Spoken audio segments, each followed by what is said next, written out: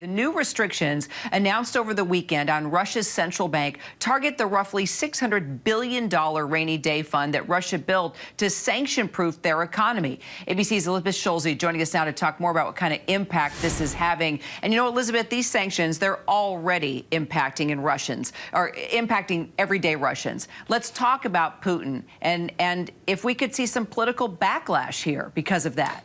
Yeah, no doubt about it, Kira. We have seen overnight just how much these new sanctions are affecting the average Russian household. The ruble absolutely crashed just in trading today. That means the value that Russians have for their money has diminished. So they have less spending power. Inflation is going up. And in response, the central bank hiked interest rates more than double. That means borrowing gets more expensive. So really, the economic ripple effects are already trickling throughout the Russian economy. The question of how much pressure this puts on President Putin is still an open one. But certainly there is no doubt that these sanctions are on a larger scale than we have seen before, especially targeting the central bank, and that the average Russian household will feel some pain from this, Kira. Well, the sanctions also targeting rich Russian oligarchs. You know, you want to go out to your yacht, may have a tough time now. Let's just talk about the impact of also focusing on the highly rich.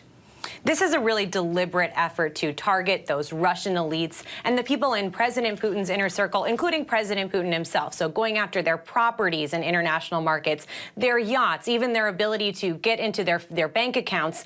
You know, ultimately, tracking the wealth of these oligarchs is a difficult task, but there are some obvious places to look. And that's what countries like the UK have said. We are really going to start this crackdown here. This is a step that some say is long overdue. I will say the restricting on payments on the SWIFT system. We've heard a lot about this term SWIFT.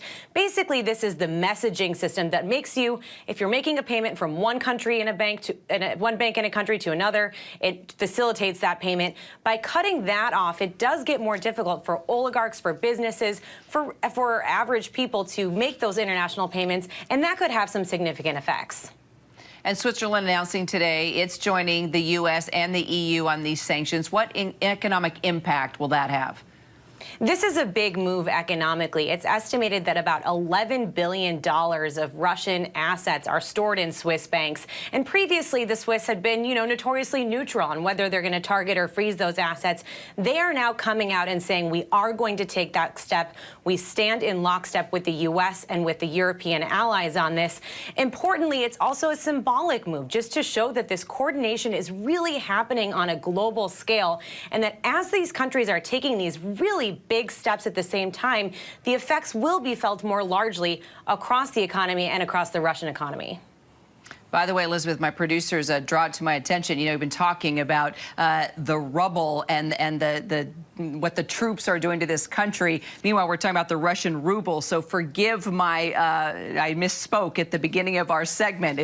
But it all comes together. The ruble and the rubble coming crashing down at this time, definitely. And we're following it all. Elizabeth, thank you so much.